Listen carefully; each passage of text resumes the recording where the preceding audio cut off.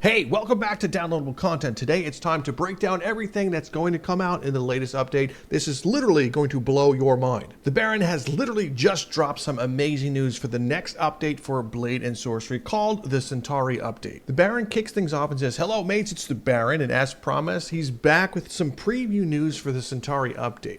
And if we didn't catch the last news, you could check it out on his last post or my last video about it. So as of right now, there's still no confirmed release date, but they are feeling fairly confident about the end of February ballpark, so not too far away, maybe about a month. Update 1.2 is going to be all about the nations of the Centauri, so let's jump in and find out what is to come. So first things first, they have the Centauri themed weapon packs. So the staple of every Buoyancy update are new themed weapons. We knew that's what they were going to be doing for the support of the game, and as we may have guessed, the Centauri weaponry are all inspired by the Maritime and pirate weapons.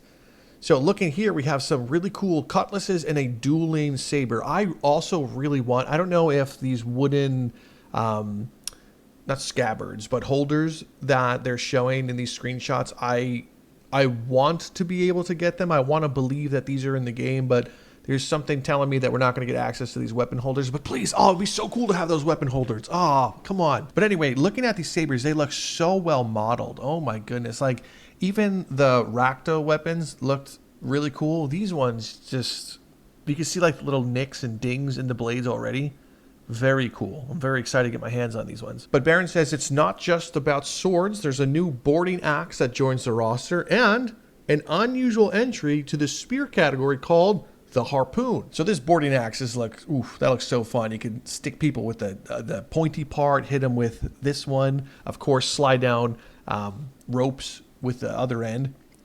But the harpoon looks really cool as well. It has a rope coming out of it. I don't think the rope plays any part to it. It would be kind of cool if the rope, like, you could throw the harpoon and pull the rope back, but it looks like it's just like modeled onto it. But that is awesome. It has two little blade points on it, so I wonder if that means anything. Is that going to do like additional damage? I'm not sure, but the harpoon, I don't know what tier it's going to be in. That definitely looks like a tier 1 weapon. It's all wood, so it doesn't look like it's going to be a good weapon by any means, but it looks like it's going to be a ton of fun, and I'm all about fun. Up next, they have a small dagger. It looks like a fancy stiletto. So this one, stilettos were really good for getting in between armor pieces. Once again, I really want these holders. I want these holders to be in the game. The stiletto is cool. You know, daggers are always fun. We have tons of daggers, but the stiletto, if you stick that in someone, they ain't living, for sure. Also well modeled. Now, of course, the amazing one I've been super excited for is the cutlass. It's a classic cutlass. It actually, we can read out the engraving on the inscription. It says, "These weapons hail from the Centauri, a land without lands and only boats." Interesting. So the Centauris literally they all live on boats. So they don't have not sea legs. But anyway, the cutlass looks like it's going to be super sharp. Look at this thing, a very thick blade. I wonder if it's one-handed only, or if you can grip it with two, but I doubt it. Cutlasses are made for one-handed combat. And I hope the pommel here that's guarding your fingers, I really hope that you could punch with that one and do some blunt damage. That would be, oh, please, I can't wait to get my hands on this. So that's it, right? News over. Psych? No. There's one thing that Warfrog does very well is hide shit that they're going to put in the game, and check this out. Baron says, but wait, there's more. It's a pirate update after all, so you may have guessed it. Surprise weapon, the Centauri firearm. Oh my lord, the first time we're seeing an official firearm in Blade and Sorcery, okay? This thing, it's a little like basically a target pistol. It looks exciting. Are we going to get a musket? I'm getting ahead of myself. But anyway, look at this thing, man. Oh, dude, I am so intrigued to see how they handle this one. But anyway, Baron says this was a huge question mark weapon because it opens a can of worms on whether or not to add gunpowder into the world of Blade and Sorcery and what that would mean if they do so. It also raised a big question that if they were to add some kind of realistic musket, would it involve a full blown load and a firing arm simulation? And if it didn't, that wouldn't seem right. And if it did, would it end up making the weapon too laborious for players to find it useful, despite it being 18th century and whatnot? Which is funny that they're adding this one as the second update, because if you guys know anything about the Baron essentially is the Centauri. Like, even before he joined the Warfrog team, like, Baron was the flying Baron. He's a pirate, for Christ's sake. So I feel like this is a true labor of love for Baron, as like the guy for this one. So it's really cool to see that he gets his own stuff in this one. But anyway, with all of that in mind, they opted to not add gunpowder into the world of Blade and Sorcery for all of the complications it creates. So instead, they lean into a lore-friendly solution for the Centauri firearms being crystal-based. But since the Centauri are not particularly magical, this is not the shoot a fireball from your fingertips type of magic. It's more of banging crystals together to make it go boom type of magic, which is funny. They're basically caveman their way into using it. So the result is something so fun that adds the most important things to the game for them. And just take a look at this GIF that we're looking at. They imbue the gun with gravity and then blast, and there's an explosion as well. I am actually, that is so powerful. Oh my gosh. That's crazy. I can't wait to use that. So the Centauri firearm operates by imbuing base crystals with an element and then striking the crystals to produce different effects. A gravity imbued gun will blast an arc of enemies away with extreme force.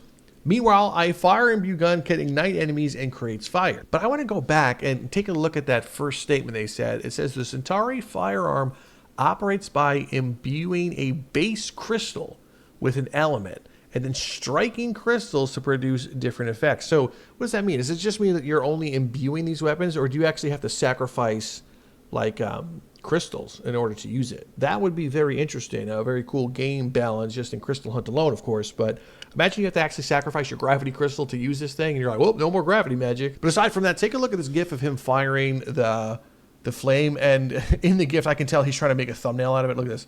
He's putting it to the side. He's like, yeah, thumbnail. Anyway, but fire one is like an instant death sentence. That is crazy. And then of course there's the lightning blast, which is something to behold. Let's take a look at this one. He imbues it with lightning, and then it explodes the NPC in the most glorious of Doom style death. Oh my lord. I can't tell which one's the most powerful. I mean, I looked at the gravity one. I'm like, okay, what can be more powerful than this gravity blast blowing this human being into pieces? And then boom, the lightning one surprised me. That's insane. Baron then says the rule of cool was in full design effect here. Though despite being incredibly powerful, they think they struck a perfect balance between the firearms being fun and useful without the reload and a single shot mechanic being too laborious. Now, if some of you are disappointed because of that, let's just say you wanted a more traditional, like, oh, I just wanted a firearm, just know that mods always exist. Someone like Vivance actually has some cool pirate stuff already. They have a target pistol where you can see that simulation live out in real time, where you can actually front load the thing and then do everything manually. So if you're like, oh man, I really want the other thing, it's okay. Those other things exist as mods. But I think it's really cool how they actually handled the magical feel of this. Now, let's move on to Centauri concoctions. So some of you guys were commenting on the little sneak peek that they revealed a bottle in the last news. And Baron read a bunch of comments from people saying it was probably just a new health potion, myself included. It was a very nice and reasonable guess, but we should have known better from Warp Frog. No. It is more than that. Just look at the bottle next to that ship. It has a little cork on it. But what is that symbol on there? We're about to find out. Baron says, nope, this ended up being an entire scope creep edition. So they present to you Centauri concoctions. So when designing these, they specifically did not want to add just a potion that were just purely offensive tools, since there's a ton of that already in the game. So with these, the goal was to add something more fun, but also make a bit of latent utilitarian use. So the concoctions come in 3 different varieties. First one is Feather Draught. So this is Baron's favorite, used by the Centauri sailors to quickly scurry up mass and rigging. This potion allows the drinker to become temporarily weightless and swim through the air. But be careful when it runs out, there's no feather fall. Wow, that is... Dude, playing as a pirate is going to be... insane. It's literally going to be insane. So then we have Burning Draught. So after banned by Centauri captains due to repeated mishaps while on the sea, this spicy fire brew causes the drinker to belch out flames. It's a nice little passive bonus effect that it causes a short period of illumination for the drinker's body, which is good if you're stuck in dark places with no torch. But look at this effect right there of like the laser, like it looks like a laser breath coming out of them. I guess the fire, I don't know, I'm just looking by the GIF itself, the fire effect with lightning. It looks like they made it work. Like they knew the fire was in the game, so they took that, but they didn't want to just have fire coming out, so they added like a streak of lightning. It looks okay. Anyway, sorry to be a downer on that one, but up next we have the Shocking Draught. It's a classic prank to pull on fellow sailors at mealtime. This zingy brew will cause the drinker to experience a short period of magnetism, pulling all nearby metal objects into orbit. So in terms of gameplay, you might imagine how this could be utilitarian when surrounded by a bunch of metal armored enemies wielding metal weapons. And judging by this GIF right here, are the Centauri actually like the most powerful faction right now? Like, I think technically they are the most powerful faction. That is, they have a gun that blows you up. They have poison mead that literally kills you on contact if you're not a pirate. Anyway, let's look at the Centauri themed armor. So with all Buoyancy updates, of course, they promised armor, and here's a render of the full outfit. Look at that thing. Oh, you did not disappoint. But also now looking at the saber they gave you in the cutlass, the cutlass is actually relatively small, at least in this render. And the saber, nice swashbuckling saber. That looks, dude, I am in love with this outfit. The boots, the pants, the surcoat, oh, the hat. They look cooler than Baron. Do we get those necklaces also? Huh. This looks, I wonder if you can mix and match this still. Anyway, for Centauri, it was super fun to watch the art of the modeling team, is what Baron says, because working on it was a bit less traditional in design to do full clothing attire with a little razzle-dazzle. So because this is just clothes, pretty much you're going to have like no armor on here, so be careful of that when using it, especially in Crystal Hunt. But the clothes, they just look so good. It looks amazing. So the outfit is lighter wear, comprised of a shirt, jacket, trousers, boots, and a hat, as well as some jewelry pieces. And some of you eagle-eyed folks noticed the jewelry pieces on the player's hands in the previous update. To clarify, those are purely cosmetic pieces. So as far as like wearing rings go, you'll need a mod for that. Wink, don't forget, there's a mod for everything. Talion made a wearable rings mod if you really want to wear rings. But that one looks like it's just cosmetic for the player hands. Now, the Centauri faction AI will also wear this armor and mix and match variations of it. So you'll be able to fight the Centauri faction in both sandbox and in dungeons. So special call out, not in Crystal Hunt dungeons, in sandbox dungeons. And now something super amazing, the Centaura themed map. So as Baron mentioned last time, the Centaura update will feature 2 new faction themed maps. Last month, they showed you what the Rokta map was going to give us, so don't forget, this update will give us an extension of the Rokta map in their homeworld, plus all this pirate stuff. So they're adding that retrospectively. But this month, they're also going to give us a Centaura map. So first things first, look at this. It is a crashed warship that you can go inside and explore. And of course, this is Blade and Sorcery, so you know everything is going to be physical. You can definitely climb those ropes and swing on everything. And I bet you Baron is play testing this one, and he hasn't left in days, because I could just see him swinging on all those chandeliers. There's hooks up there, so you know people are going to be put on those hooks. This thing is so cool, man. So cool. I really wonder if you can release this anchor or if it's just kind of put in there, but it looks amazing. The render looks crazy cool. This is a shot of inside the ship. I wonder how the NPCs are going to handle pathing in this one with a staircase like that. It's never good news for NPCs whenever I see a staircase, but I could be wrong. It's just that this map looks so cool just from a world building perspective. Now the map will be able to play in sandbox as well as a playable arena in Crystal Hunts. I know I just said that the Centauri will not be available in Crystal Hunt. I just want to make a caveat to that. They won't be available as an outpost faction. However, there's arena modes that you can travel to in Crystal Hunt that rewards you with like bonus gold. So if you go to the arena version in Crystal Hunt and you select this map, then you will be able to fight the Centauri pirates in Crystal Hunt. So just to clarify that. Anyway, look at this lighthouse, dude. Is that magical stuff coming from the lighthouse? What is that inside of there? There's a rift that's exploded. I need to be on this map. This looks like the greatest map. Now, Baron says, if you're wondering what's the deal with the lighthouse, I was, there's some fun for you there. So they don't want to spoil too much of it because they wanted to let you explore on your own. But there's something there. Very cool. I love the banners. I love the ship. Their environmental team, honestly, they outdo themselves in every single update. Just, of course, the lighting, you know, being Unity and everything, but the way they've designed everything with like the rope strewn about in such a haphazardly way, where they put the weapon rack, the spawn book in the background near the captain's quarters, is like they thought of this. They weren't just like, oh yeah, slap something, whatever. Even the utility torches are in a great section. There's also new music. So to go along with these new maps, they've added new theme tracks that are included with each map. And all future Buoyancy updates are also going to get new music.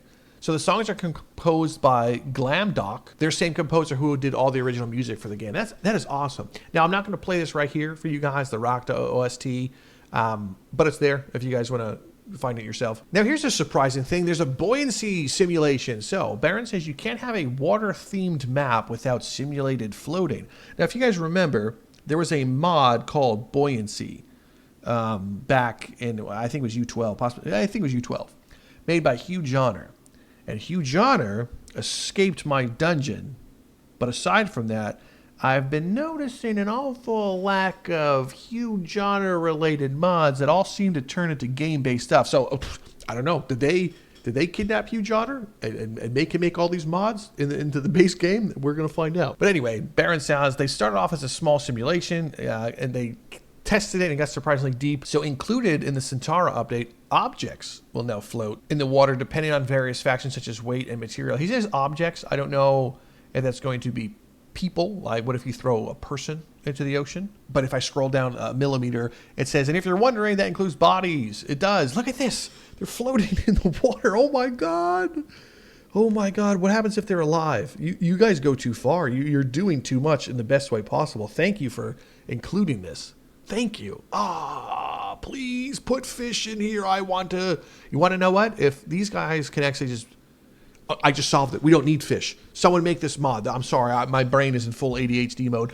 We can have fish brains and the NPCs. They could swim around like this and you can cast your line into the water. And he even asks what happens if a body's chopped up and thrown into the water. And this is a hilarious physics theologians going on. That's crazy that they added that stuff. Anyway, so there's also survival achievements rework. So if you guys didn't know, also the survival mode was getting rework, which we talked about in the last video breakdown. Doesn't look like there's too much information about it, but we'll just read this one. So one of the achievements was called Wild Folk Stamina. So it involves surviving 50 waves of survival mode consecutively. And even before release, they thought a bunch there was too much going on there, and they felt it was a little bit too grindy to have to power through 50 waves for an achievement. So even if you are farming achievements and use a cheat to instantly kill a wave, you're still going to be sitting there for about 20 to 30 minutes to still get that. So they knew that the odds were high that this achievement was going to be overbearing, and it was. So as a result, they changed in the coming Centauri update of how the achievements are going to work. So the 50 waves will just be cumulative waves instead, which is probably a better solve. So that means you could do 20 waves in one play session, 15 here, 15 another, and then eventually you'll get your achievement. And that looks like it's going to be the end of the news for now. There was a lot to unpack in this update. Like they said last time, they were doing another update as far as the survival mode, which I thought was supposed to come out in this update, but I could be wrong. However, we will see if Baron does another drop right before the official launch of the Centauri update. But oh my gosh, what did you guys think? There's so much in here, from buoyancy to the new map to pirate-themed weapons, the outfits. Oh my God, the firearm. This is the update. Last time when the Rockta update was dropping, it was cool, and I was just like, oh, but there's no dungeons and stuff. And the team listened to all of our feedback, which is amazing. I always appreciate the Warp Rock team. So making sure to give us AI to fight, sandbox, dungeons, and all this stuff. Thank you so much. This is an incredible looking update. Cannot wait to get my hands on this one by the end of February. But that is the end of the video. Thank you so much for stopping by and listening to me as I break this video down for you. Don't know why I did an accent. Doesn't matter. You're probably not still listening. Anyway, video's over once again. Subscribe. It's free to do so. Hit the subscribe button. Hit the like button. And don't forget to, I don't know, give someone a hug today. But that's it. I'm Drifter from Downloadable Content. You've been awesome. And I will see you next time.